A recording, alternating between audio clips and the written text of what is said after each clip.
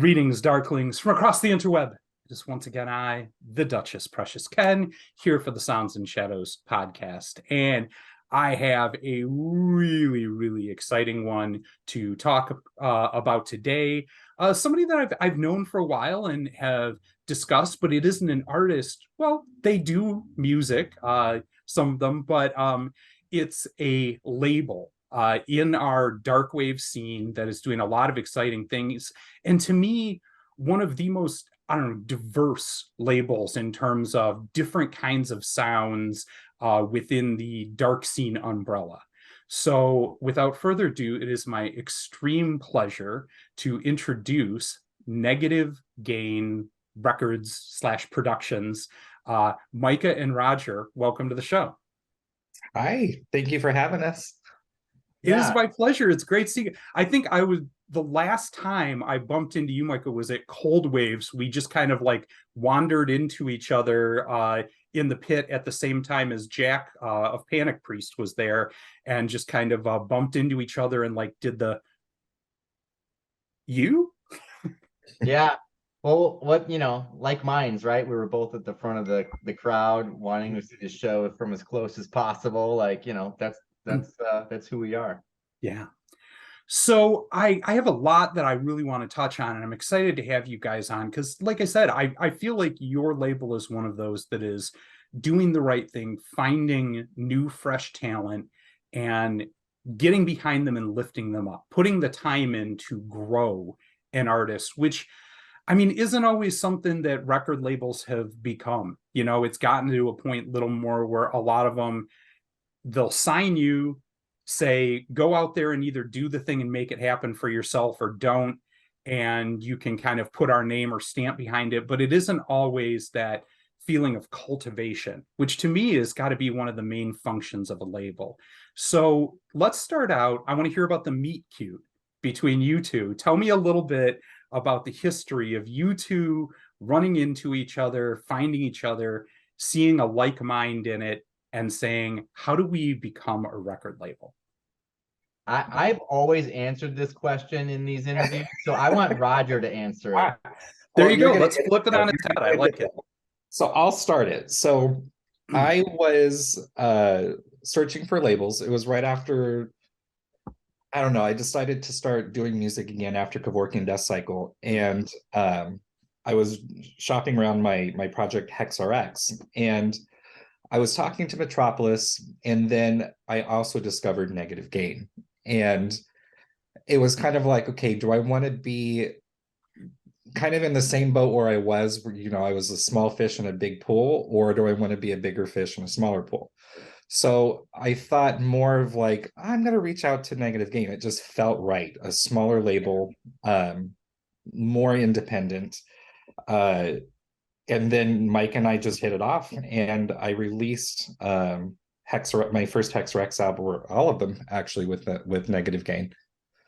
So that's how we met, is through releasing my project HexRX. So now, Micah, you're going to finish this one. Well, yeah, it was interesting because I was actually close to kind of shuttering the label. I was oh wow. We had a bunch of bands on it that weren't doing so well, one of mine included, right? And when I heard HexRX, and I was a giant fan of Kevorkian Death Cycle, I was like, oh, this would be a fun one to go out with, go out on a bang, right? Like, let's release this. We put the album out, and Roger and I just really hit it off. We played some shows together, and I was like, well, what if you came on board and helped, right? And I was literally close to closing the label when Roger came on board. And because he did that and provided some support mentally, like time-wise, I mean, there's a lot of time that goes into running a label. Yeah. It gave me it brought the fun back, I think. And so Roger and I ended up, what was our first like signing after you came on board? Altar de Ruin. Yeah. Altar de Ruin. And that's when we kind of started to kind of drop the bands that were currently on the old roster off, and we rebranded. We made a new logo. We talked about changing the name. I didn't name it either. Like, I had inherited the label from when I was on it from its previous owner. And we were like, I don't know how you feel about the name. It's kind of, it's there, it's weird. I've always liked the name. The name is but cool. yeah, it is. I think maybe it grew into that, like it grew into its own definition of what it was, or at least it doesn't feel like it means, like negative and a gain, right? Like, um, but so we kept it and rebranded it and just ran with it, and here we are. What, Roger? That was in 2007, 2008. Seven, yeah. Well, going back to the name, I actually love it because it is really representative of the music we put out. Like, it's that balance, right? So Yeah. it kind of like on this side of the spectrum, we have this genre bending this way, and then another side going that way. So it's kind of like looking back on it, it's a very fitting name, I think, for what we do. I think a lot, I mean, and again, I think you have a very diverse sound in terms of the bands that you have, but I do think that is a commonality between them is you have what I call the Pet Shop Boys rent factor, which is a lot of the music is bright, upbeat. The sound of it is dance club, like you could play it in a club and do, but the topics, the subject matter, are often very, very dark. And when I think of like negative game, because genre, like I said, it's very broad. I think that's the thing that ties a lot of your bands together is the high energy of dark concepts. Okay.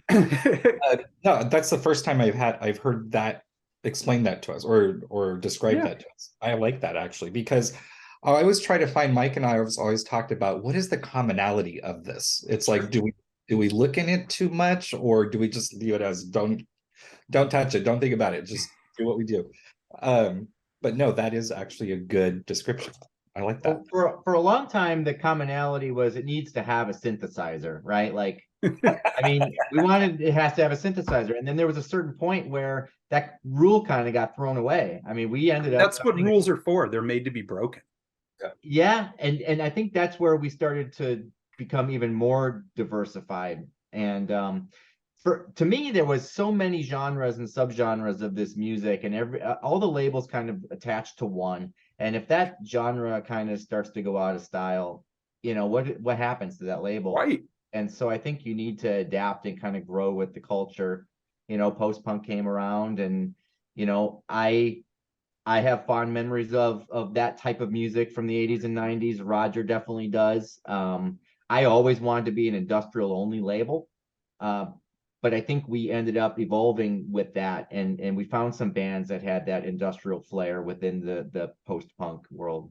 I think the other thing too is in the last 4 or 5 years in particular, all of those genres, whether you're talking about industrial, goth, any of them, they don't mean the same thing anymore. They've gotten so splintered and so big, and that's just it. If you're a label that doesn't have your eye on the future and you're trying to hold on to what the definition of that genre is, you're right. You're going to make yourself irrelevant. And I think that's part of it. If you have an open mind to what that can be, you can always have your finger on the pulse, Right.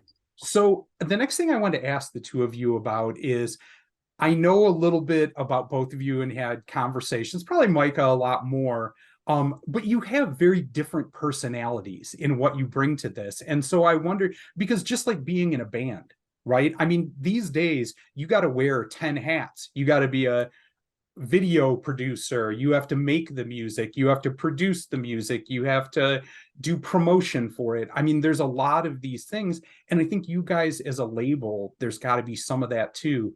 Give me a little bit of breakdown of the org chart of who kind of handles what and how you guys come together. If someone finds something exciting, you say to yourself, this could be a negative gain band.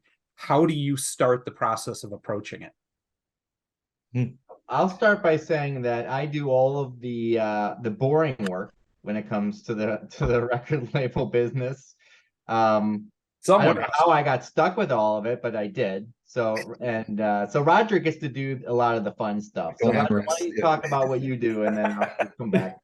So yeah, I guess I do more of the glamorous type stuff, but so I'm going to start with our personalities first. So our personalities were our birthdays are so close together. We're the same sign. So wait, what is it? What are you guys? Libra. You're Libras? Okay, good. Well, I'm a Leo, so we can hang. It's cool. Um, so Micah's personality is more, I think, more straightforward than mine, but that's the balance that they're again negative gain. So it's kind of like we balance each other out. So sometimes when we need to play good cop, bad cop type thing, we go, it's like, okay, we'll hit this, and then I think so that in that sense we work really great together. And then musically, sometimes we'll clash a little bit, and then we kind of discuss like, okay, the benefits or wait, did you hear this? No, listen to this, what about this part? So sometimes Micah will find a band, or a band will come to us, solicit us. Sure. And then it's actually kind of rare that both of us are like, oh, this is a good one. This is like the lights turn on and like bing. And when that happens, it just all comes together, and it's super magical. Then it's a hit, Yes, totally. Yeah, the great filter. I mean, it like Roger said, it is rare. I mean, I've had some projects I really liked that Roger wasn't as into, and if either one of us aren't into it, like we don't sign it because we know that the other person is going to end up doing all the work for the band. Right. No, that's valid. I mean, you guys have to both be in, lockstep in your vision of it if you guys are going to be able to put all of your energy that you need to into it. Right. And then I trust Micah enough too, because if he sees this vision or he hears this vision, I'm accepted of that. And then there's a couple bands, or one in particular, I'm not going to mention names, but where it grew on me. I'm like, oh shit, I hear this now. Like I get it. I really like it now. So there's sometimes it grows on me, and then I accept it, and I'm proud of it. Of course I'm proud of it. But then going to our of what I do actually is I do more, I guess, of the A&R part of it. So a lot of going back and forth with the bands, things like that, setting up the releases as far as digital goes. Yeah. Sometimes I'll help out with physical, but I'm pretty much handle the digital portion of everything. Sure. Yeah, and I try to maintain the royalties and the budgets, and as you can see behind me, I have all the albums, so it's like I'm constantly going to the post office, dropping stuff off for Bandcamp sales, and that is the job I could never do, being at the post office. That's God bless you for that. Well, I found ShipStation and Stamps.com, and it's like I just have this label printer over here, and it makes everything so easy. Like I used to have to go in there and type out on their kiosk like every order. Ugh. And I finally was like, I'm on a 1982 Apple, yeah, it's so bad. with a keyboard so dingy beige, like you can see the dust come up when you type the keys. Yeah, I've been there. But yeah, I mean, it's the not glamorous side of it, but that also gives me the control over some of the budgets, and that's where we talk. Roger and I are always talking. Here's a band that wants $25,000 per recording session, with some big name producer, and it's like you're gonna have a great album after that, right? But there has to be a point where you're like, but are we ever gonna make that money back? And our goal, because we both have day jobs, and we don't really need this as income. Sure. Our goal is to break even. And I know maybe that doesn't sound great from a band's perspective, right? I mean, we are trying to grow them. Right. That's why we keep them around. I mean, it really, for any band that leaves the label, it's kind of it's painful in some ways for us, because not only do we put your blood, sweat, and time into it, because we want to do it, not because at this point we have to do it, right. And that's where it's like, it is, I mean, as cheesy as it sounds, it is kind of a family. Like it's like we grow together, we work together, we share ideas together. I understand that these are their babies, this is what they're putting out in life. And for me to let them down, that's my motivation, is to keep it going, to make it as good, as big as possible. Because I know what it's like. I write music, I release music, and yeah, I want to be there for them. So I think that's my drive when it comes to the label. I love hearing you both say that, and that's exactly what I envision is, Roger kind of talking to the band and saying, what's your vision of what you want to hear, and how can we as the label help you achieve that?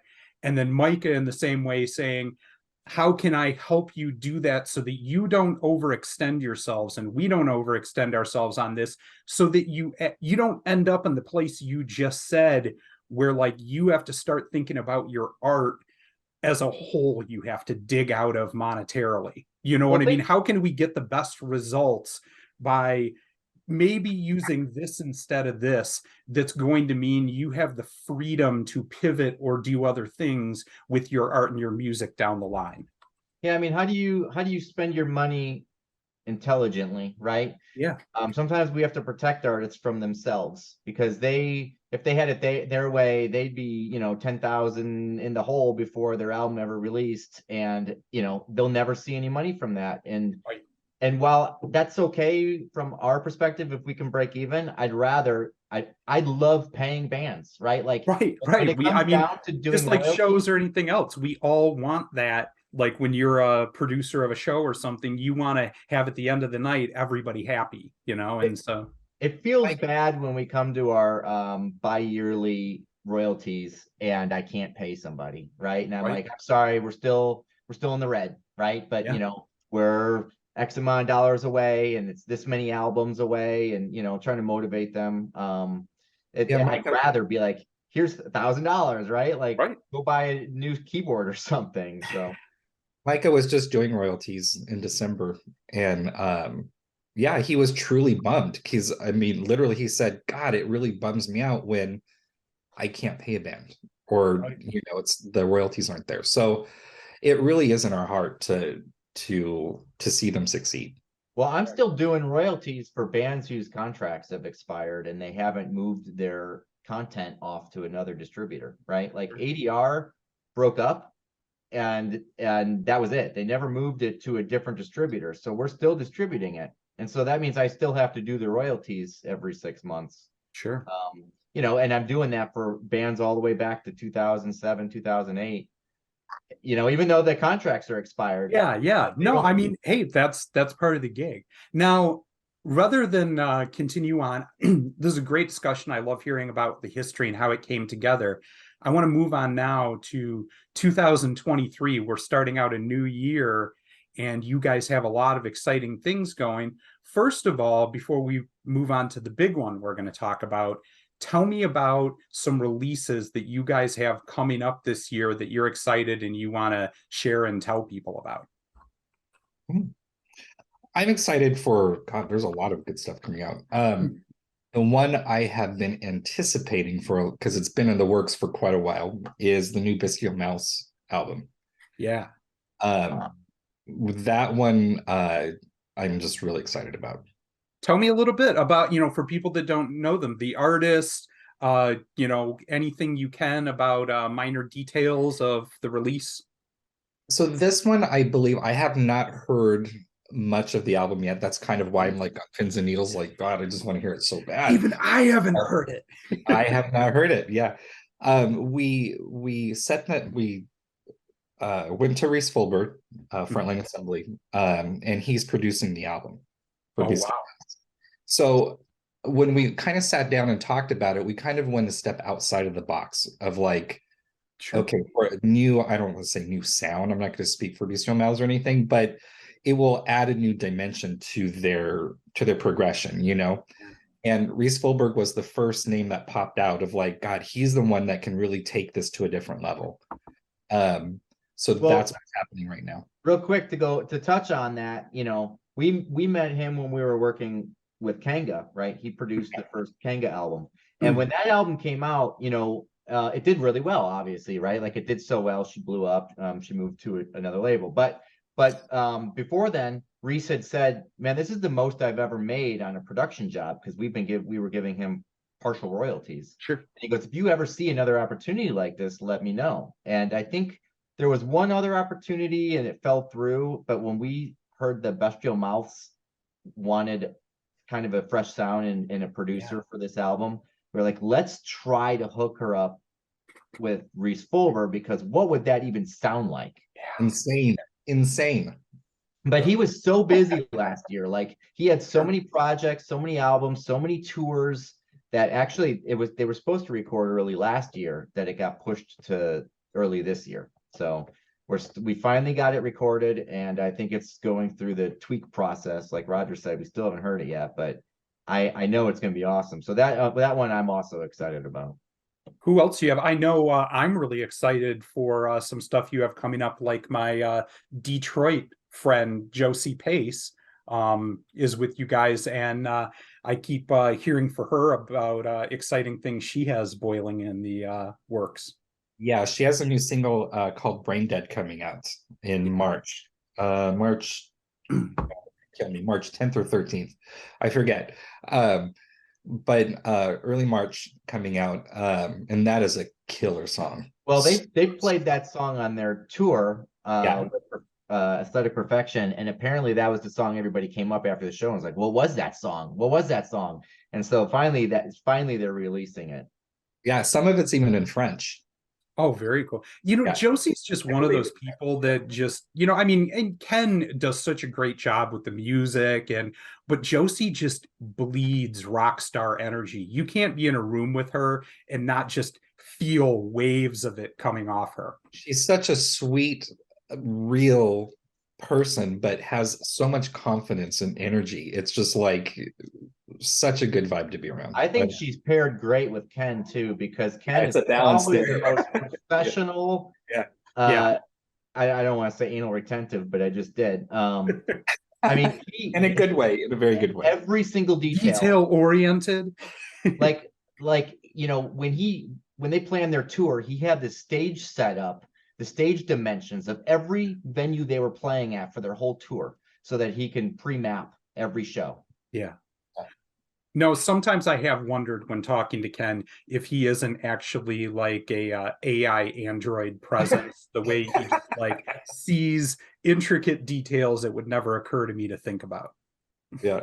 And setting up the releases, just how organized they are, it's so amazing. Just like it's just boom, boom, boom. They give me all the info and more, which makes the releases even stronger. So any other big things you want to shout out coming out before we move on to talking about New Orleans? New Comrades. Oh yeah. Remix albums coming out. Any exciting big names on it that you can talk about, or is it too hush hush at this point? I don't think he's made any announcements yet. Right? Okay. I mean, we could mention the Curse Mackey single remixes, right? Yeah, Curse Mackey's got some single remixes coming out. I believe it's going to be a remix for every song on his last album. Oh wow, very cool. With some great names on there too. I don't think, again, those aren't released, but another one that's interesting. So first I'll go into New Kevorkian Death Cycle, right? Like, we've been releasing and trickling out tracks from them last year, and there's more to come. But I'm equally as excited about this Happy Death, which no one's heard of before, right? But Roger, do you want to explain what that is? Yeah, so I'm really excited. So outside of Kevorkian, this is my newest project, but kind of like what 4AD did with This Mortal Coil. That's what has inspired me to do this project. So I'll be working with other artists from the label to put the album out. So it's going to be a compilation of artists working on this album. So going back to the 4AD homage, the first single is going to be coming out, and it's a cover of their version of Song to the Siren. Ooh, okay. So, but that's what inspired it. So, but I was like, wait a second, I never heard a mix of this with a dance floor vibe to it. So it's a dance Song to the Siren on the darker side. So that's going to be the first single, and super excited because my husband, he would always sing that song like in the shower, just like around like, and I'm like, wait a second, this is really cool. So that kind of just sparked everything for me, and he's singing on the track. So That's Yeah. so cool. Now, has he ever done music with you before or like appeared on Oh, it? Oh, first that's time. Yeah, first time for him being recorded, working with music, everything. is he going to be able to put up with you on that? So far, Because so good. because there I is saw him being ring in a off. relationship and then there's being in a musical relationship. And I think Fleetwood Mac would teach us those are two very different things. Right. Well, he helps with the label as well. It's like graphic wise, he did the magazine Oh, yeah. work. He does some of our video work. Yeah, so he's always been or he has been involved, with the label. Same with Micah's wife, Michelle. She kind of pitches in and helps with some of the social media and ideas, and she's actually featured in the new graphics for New Orleans. Right. Yeah. Yeah. She'll do a lot of photography for us. Also, when you guys were talking good cop, bad cop, when I met her at Cold Waves, when I saw Micah there, she's just a terribly intimidating person. So that's got to No, be she- useful. Really, Michelle? Oh, yeah, no, she's it seemed like super tall and kind of look and just has this like beautiful chic look. Like, oh, who are you then? Yeah, it's kind of true. Oh, you're gonna blow up her ego. Right? It's just like, what? My name's gonna be popping up behind You're it. gonna love it. Hey, before we get off topic real quick, I did want to go back on the 2023 thing. Like Roger and I did make a decision to slow down our releases. We said for 2023 that we wanted to focus more on the bands that we've already started supporting rather than bringing more into the fold. That detracts a lot from the support for the bands that are already there. And so, and we really like working with our friends, and we've been talking with like Scott from our Vardensphere and Daniel Meyer for a long time. So hopefully we'll see some of my Vardensphere, maybe some DSTR stuff on Negative Gain this year. Nice. Yeah. And I mean, going back to what you guys were saying, I love that you have that forethought to rather than get bigger than you can give that family experience to each of your artists, knowing when you're getting up against that line, I'm running out of time and energy here in the day to support everybody we have. Let's not keep adding more onto the plate until we're satisfied with what we're doing for everybody we have. I like that. Absolutely. And we're gonna need some of that budget money for what's coming up in August. So let's talk about that next, because I was extremely excited when I heard this. I know you guys have done a showcase before at like South by Southwest and been involved, but you're kind of going out on your own and doing something, that's just for you in this. And to me, one of the most exciting, and I don't know, goth energy history places, in the world in New Orleans, whether you're talking about Anne Rice or anything else, but there's just something about New Orleans that has that flavor of mystery and darkness. And so I love that you picked that. Tell me about this event, how it came together, and then let's talk about some of the people that are going to be there.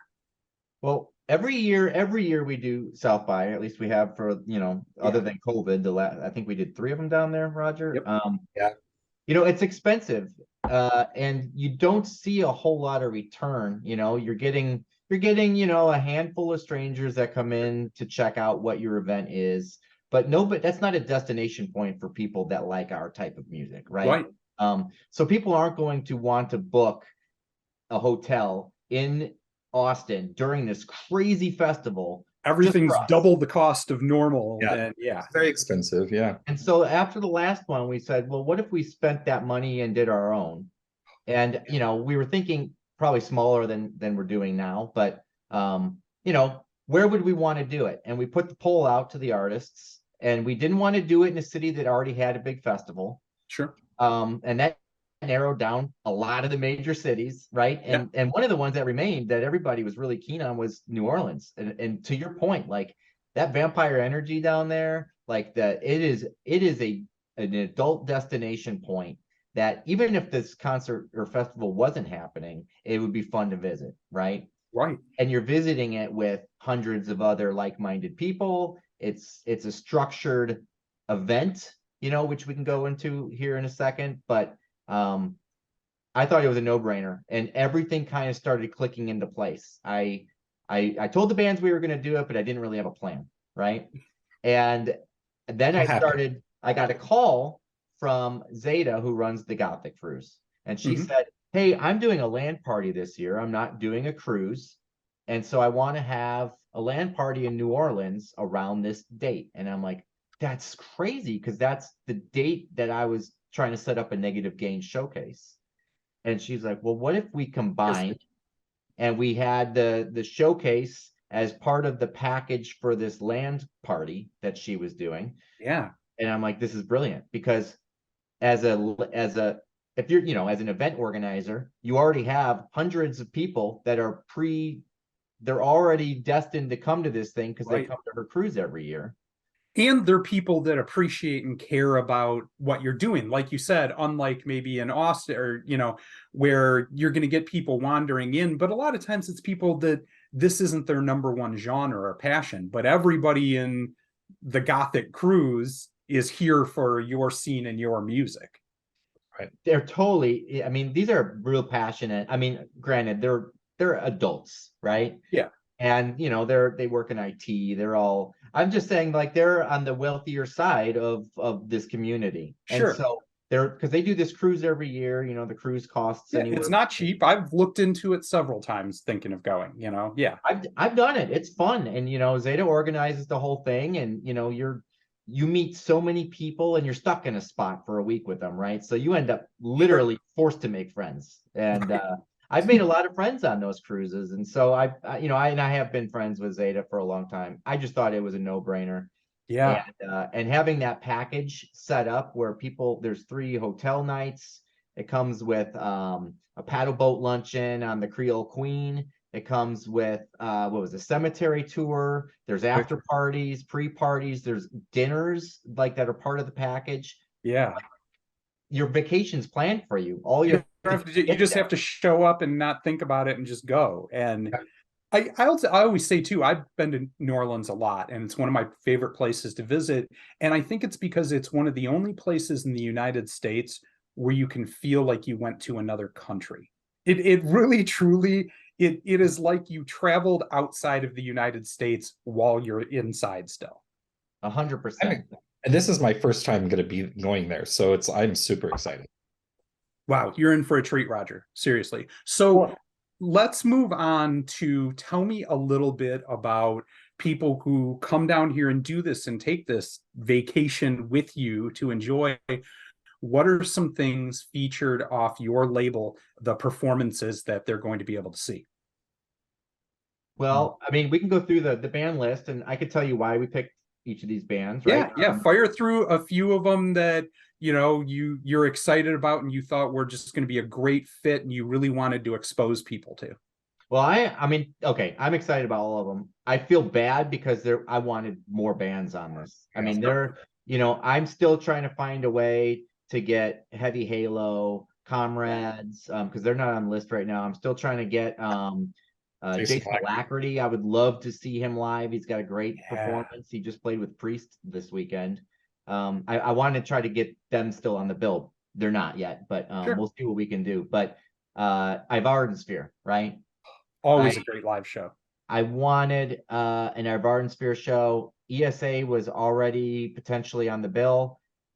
Now you get Ardensphere with vocals, Jamie's vocals. You have Scott bringing 2 additional drummers with him. Like, it's going to be one of his, like, it's an Ardensphere show. You know? It's not Singularity. It's not, you know, so like that is going to blow out. That's our headliner, along with DSTR, who I've wanted Daniel Meyer. Actually, we had him at one of our South by Southwests, and I wanted How Job initially, but after talking it through, I think we changed our minds and moved to DSTR. I think part of it was I don't know. Yeah, I don't know. Maybe let's not go into that. Yeah, but no, I don't want to throw look, under the bus. these things are complicated, and especially right now, you know, this year in particular. I mean, we've just had this burst of big name 60 to 70-year-old artists going out for one last tour and things like that. There's a lot of competition this year and things going on. And so, yeah, you have to try and find the right blend of getting the right people to your venue so that you can share some of these bigger names, but then also have them see some of the other bands up and coming on your label and say, wow, that's a future star. I'm a fan for life because I saw that live. Mm-hmm. I mean, the lineup is interesting in itself because who do you put before who, right? Like as a label, they're all our favorite child, right? Yeah. And so, you know, you have them saying, "I want to be your favorite child," right? Put me all the way at the top, and for reasons, it's important to do that, right? If they're booking national tours, their booking company wants to see them higher up on these festival lists. And so, you know, sometimes it sucks that we have to put our bands in the order that we do. Like Aeon Rings, I'm so Love excited to see them live. Yeah. I love their sound, and yet they're opening the show. So that's me, you know, I'm going to be walking around, grabbing people standing outside. I'm going to make sure everyone's in there at Get 5:45. that cigarette out of their mouth. Get inside. Yeah. And then Panic Priest, every time I see him, he ends up killing it. And like he's probably my favorite of every show that he's in. Like I just love seeing him live. He's so amazing. We just did an interview with Jack and just released that. And I tell you what, the thing that always surprises me is you hear a Panic Priest album and his voice, of course, that distinctive, one of the best baritones in the world, see, in my opinion, you know. But what I don't expect is how much he shreds on guitar. And every time he comes out while playing along with and just tearing it apart on guitar while he's singing, it always blows me away because I forget how good it is that he doesn't make it feel like he's just a guy singing in front of backing tracks. He's given you a full-blown rock show along with the synth. He's live. I mean, it is live, and you can tell it's live, but it still sounds just like the album. Like he's such an awesome musician. Yeah. And then we have Order of the Static Temple, who just blows me away every time. It's the most fun people have in the audience. It's such a fun show. Oh my God. It's I mean it's Rob, who Roger's been friends with for a long time and was in the initial Kevorkian Death Cycle lineup, right? Yeah. And he brings his wife. They put on an amazing show. Josie Pace, I've never seen live. Oh, you were in for a treat. She honestly, dude, she is going to blow your hair back. Like it is something else. Just the waves of energy firing off that stage when Josie is up there. Yeah. And you know, Curse Mackey is one of our tentpole bands, right? Like he's one of the bands that I like to say, Negative Gain, here's the top 3, and Curse Mackey's always on that list, you know. I'm a bit of a fan. I get what you're saying, you know. I love it. And that new album is so good. And he's got a lot of plans this year for between the remixes and the touring he's got. I mean, you know, he's just going to keep getting bigger and bigger. 2020, Mr. Mackey actually was the #1 industrial album on Sounds and Shadows year-end review. So I am in agreement with you on that. That's because you can predict the future. And then we have Friday night. Oh, go ahead. I'm excited to see Carolee. Like you've seen her, I think, twice now. Yeah. Oh, God, I'm really excited to see her. Yeah, she just played with Panic Priest. I went and checked out the set. Like it was fun to see both of them together. It was fun seeing them just hanging out, taking pictures together. Like I love seeing our bands being, you know, friendly with each other, right? Sure. But yeah, so Friday nights is Total Chroma, mm-hmm. who was I love them. Totally a sleeper band. I mean, if people haven't listened to it, like it is a throwback to like that early 90s industrial. Like it's so good. And it's then music that inspires me. It does. His music inspires me. It really does. Like I'll go into my synths and I'll start programming sounds and be like, damn it, I want it like that one, like Total Chroma sound. Yeah, but it was kind of a band that went under the radar. So I'm hoping, you know, that they get to shine in our showcase along with Wire Spine, who obviously, I mean, they're kind of a staple at this point. You know, what's the festival they run? Verboten. Yeah, Well, he does Verboten. right. And so so Verboten has Carrie Lee on their lineup this year, which we were grateful to see. And then Anybody else Starry from Night. Friday that you want to shout out? This is Starry Night. Friday. Yeah, this is all Friday. So Yeah. it's Carolee, A Starry Night, Wire Spine, and Total Chroma. Nice. Love Starry Night too. That'll be a lot of fun. We I just love them. They're so I think I nice. just had them as oh no, it was that they just were on the Dark Scene singles chart for January. Oh, that new single is so good. Yeah. I can't get it out of my freaking head. I'm like taking a shower, I'm just driving, and I can't get that song out of my head. Yeah. I love it so much. So tell me a little bit then about the venue, and where people can look up, get tickets, and get themselves along to see all of this.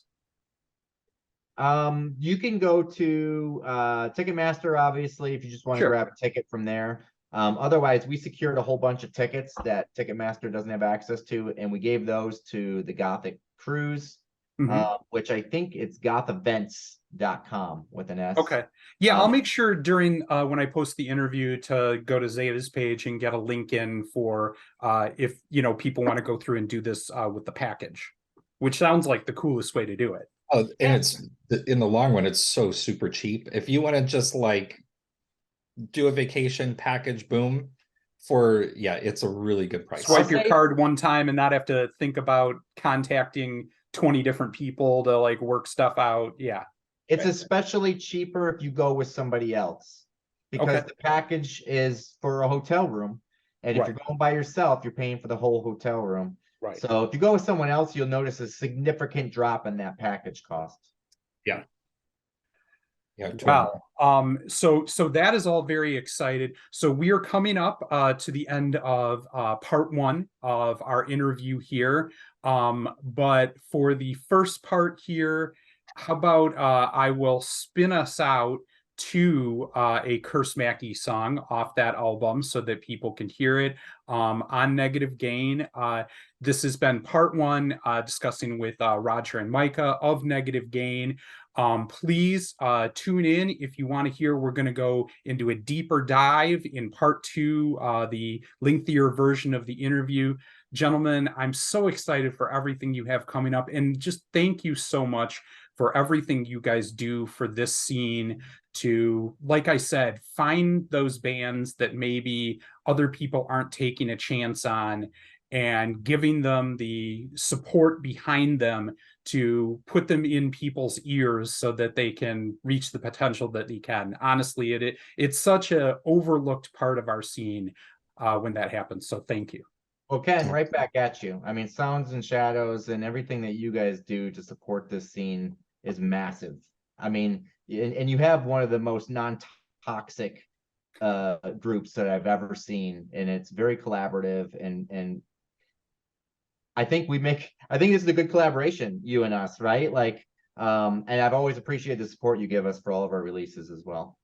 Well, as long as you just keep making sure they're great, I'll always just keep supporting them. Yes, sir. We promise. We promise. All right. So from us at Sounds and Shadows, next up here, we are going to be spinning out to Curse Mackey, and please look out for the full interview and get down to New Orleans. You're going to want to see this. It is going to be an experience that you'll be able to tell people about, 15, 20 years ago when you're that crusty old rivet head or crypt keeper and saying, I was there when this happened back in 2023. All right. So everybody, keep it dark, y'all.